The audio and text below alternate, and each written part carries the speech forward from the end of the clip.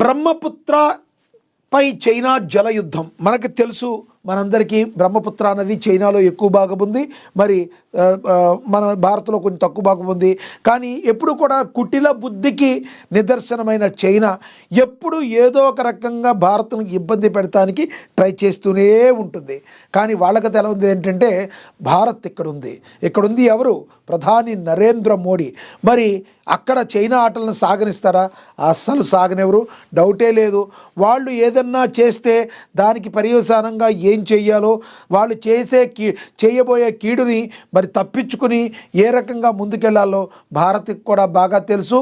బ్రహ్మపుత్ర నదిపై మరి కొన్ని లక్షల కోట్లు ఖర్చు పెట్టి ఒక భారీ డ్యామ్ నిర్మిస్తున్నట్టుగా మనందరికీ కూడా తెలుస్తుంది. దాన్ని గన నిర్మిస్తే రేపొద్దున ఒకేసారి వరదలు వచ్చినప్పుడు, ఇంకోటి జరిగినప్పుడు ఒకేసారి విడుదల చేయడమో, లేదంటే తక్కువగా ఉన్నప్పుడు విడుదల చేయకపోవడం ఉంటాయి. వీటన్నిటిని గురించి మరి మనందరం కూడా కాపాడుకోవడానికి భారత్ కూడా ఒక గట్టి నిర్ణయం తీసుకునే అవకాశం ఉంటుంది. మరి చైనా ఆటలను అయితే ఎటువంటి పరిస్థితుల్లో సాగనివ్వు. ఒక్కోసారి నార్మల్గా అయితే మనకు తెలుసు దేశ సరిహద్దుల్లో ఈ చైనా కవ్విస్తూ ఉంటుంది. మరి ఎంతోమంది మరి మన జవాన్లు కూడా పొట్టన పెట్టుకున్న పరిస్థితి. అఫ్కోర్స్ మన జవాన్లు ఊరుకుంటారా? వాళ్ళు వచ్చి ముగ్గురును చంపితే మన ముగ్గురు జవాన్లు వెళ్ళి 30 మందిని చంపిన పరిస్థితి. ఎందుకంటే భారత జవాన్ల దాటి ముందు చైనా జవాన్లు విలవిలలాడిపోతారు. వాళ్ళు లక్షల్లో ఉన్న మనోళ్ళు వేలల్లో ఉన్నవాళ్ళు లక్షల్లో మందికి సమాధానం చెప్పగలరు. That is Bharat. కాబట్టి ఇక్కడ చైనాకి తెలుసు భారత్ యొక్క బలం ఏంటి, భారత్ యొక్క బలగం ఏంటి, వాళ్ళ యొక్క విచక్షణ ఏంటి, వాళ్ళకున్న స్నేహితులు ఎవరు, మరి భారత్కి ఎవరి యొక్క సహకారాలు అంతాయి, భారత్తో యుద్ధం చేస్తే ఎంత మేరకు నష్టం, భారత్తో గొడవలు అనవసరం అనుకుంటూనే ఉంటుంది. ఆపనాస్తం మేము స్నేహంగా ఉంటాం అనుకుంటూనే ఉంటారు. కుక్కతోక వంకర్లాగా ఒక పక్కన పాకిస్తాను, యువతల పక్కన చైనా ఎప్పుడు కూడా భారత్ మీద పడి ఏడుస్తూ ఉంటారు.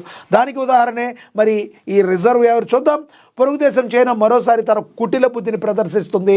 సరిహద్దుల్లో కవ్వింపు చర్యలకే పరిమితం కాకుండా ఇప్పుడు నదీ జలాలను ఆయుధంగా మలుచుకుని భారత్ను ఇబ్బందుల్లోకి నెట్టేందుకు కుట్ర పన్నుతుంది. ఇక బ్రహ్మపుత్ర నదిపై గతంలో ఎన్నడూ లేని విధంగా అత్యంత భారీ స్థాయిలో సూపర్ డ్యామ్ నిర్మాణానికి చైనా శ్రీకారం చుట్టింది.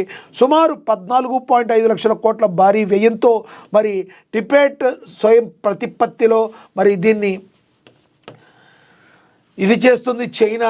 మరి ప్రాంతంలోని గ్రేట్ బెండ్ వద్ద ఈ ప్రాజెక్టును నిర్మిస్తుంది. ఇది ప్రపంచంలోని అతిపెద్ద 3 గోర్జెస్ డ్యామ్ కంటే 3 రెట్లు ఎక్కువ విద్యుత్ ఉత్పత్తి సామర్థ్యాన్ని కలిగి ఉండడమే కాకుండా భారత సరిహద్దుకు అత్యంత సమీపంలో ఉండడం ఆందోళన కలిగిస్తుంది. ఈ సూపర్ డ్యామ్ నిర్మాణం పూర్తయితే అరుణాచల్ ప్రదేశ్, అస్సాం వంటి ఈశాన్య రాష్ట్రాలకు నీటి సరఫరాపై చైనాకు పూర్తి పట్టు లభిస్తుంది. యుద్ధ సమయాల్లో లేదా ఉద్రిక్త పరిస్థితుల్లో చైనా ఒక్కసారిగా నీటిని విడుదల చేస్తే ఈశాన్య భారతం జలమయమయ్యే అవకాశం కూడా ఉంది. ఇలాంటి ఉద్రిక్త పరిస్థితుల్లో చైనా ఒక్కసారిగా నీటి విడుదల చేస్తే జలమయమవుతుంది. అలాగే వేసవిలో నీటిని నిలిపివేస్తే మనం చెప్పుకున్నాం కదా ఇందాక, సేమ్ అదే ఇక్కడ ప్రచురించారు. ఇక డ్రాగన్ దేశం వేస్తున్న ఈ భారీ వ్యూహాన్ని గమనించిన భారత్ దానికి చెక్ పెట్టేందుకు అంతే దీటైన రీతిలో మెగా కౌంటర్ ప్లాన్ సిద్ధం చేస్తుంది.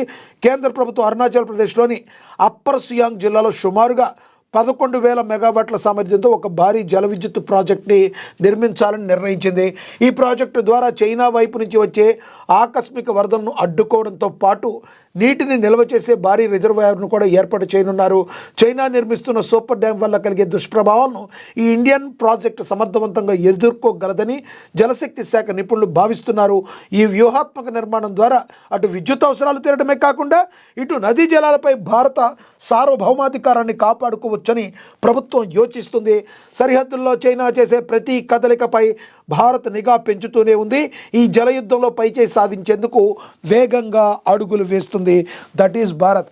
మీరు వేసవిలో ఒకేసారి నీళ్ళను గన ఆపేస్తే మరి అరుణాచల్ ప్రదేశ్, అస్సాం ఏవైతే ఈశాన్య రాష్ట్రాలు ఉన్నాయో అక్కడ మరి తాగడానికి గుక్కిడి చుక్క కూడా రాకుండా నీళ్లు వాటిని ఆపేసే అవకాశం ఉంది.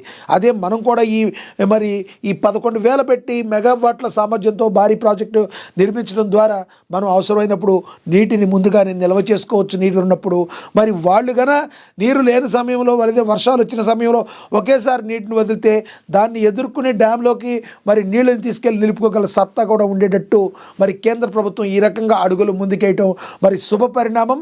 చైనా చేసే కానీ పాకిస్తాన్ చేసే కానీ ఎటువంటి కుటిల బుద్ధినైనా కూడా ఎదుర్కోగల సత్తా భారత సొంతం. కాబట్టి చైనా మరి ఇక్కడి నుంచైనా తెలుసుకుంటే మంచిది, ఎవరితో గొడవ పెట్టుకోవాలో ఎవరితో గొడవ పెట్టుకోకూడదు. శాంతంగా ఎంత శాంతంగా ఉంటే అంతకు మంచిది, వాళ్ళకే మంచిది. ఇదేదో 1947లో స్వతంత్రం వచ్చిన కొత్తలో ఉన్నప్పుడు భారత్ అనుకుంటే వాళ్ళు పప్పులో కాలేసినట్టే. భారత్ ఈ రోజున మరి ఎన్నో దేశాలకు స్ఫూర్తిని రగిలిస్తూ ముందుకెళ్తుంది. అది వాళ్ళకు కూడా తెలుసు భారత్ ఎంత స్ట్రాంగ్గా ఉందో, భారత్ ఆర్మీ దెబ్బేంటో వాళ్ళకు కూడా గట్టిగా తెలుసు. మీరేమనుకుంటున్నారు ఫ్రెండ్స్? కింద కమెంట్ బాక్స్ రూపంలో కమెంట్ చేయండి. చైనా గురించి ఏమంటారో మీరు కమెంట్ బాక్స్ రూపంలో కమెంట్ చేయండి. ఇక